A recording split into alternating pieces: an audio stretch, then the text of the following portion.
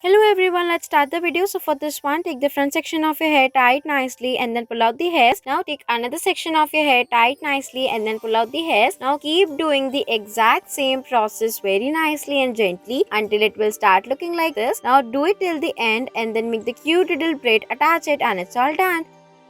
For next one, make a ponytail and then take a stick and then wrap it around, tie it nicely with the help of the elastic. Now take the remaining hairs, make the braids out of it and then attach it, it's done.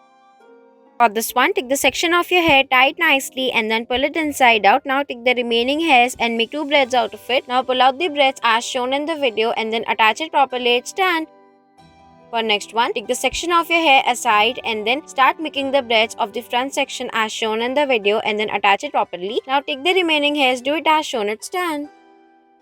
For this one, take the section of your hair, tie it nicely and then pull it inside out. Now divide the hairs into two sections and then pull it inside out each. It will look like this. Now fix it all together very nicely and gently and then it's all done.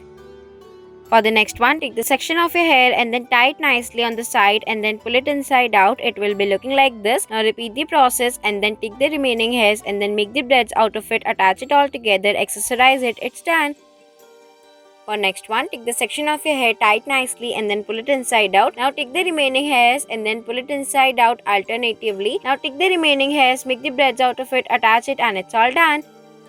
For next one, take the section of your hair, tie it nicely and pull it inside out. Now take the remaining hairs and then make a braids out of it as shown in the video and then make two braids, attach it nicely. Now take the remaining hairs and then make a cute little bun and it's all done. Thanks for watching.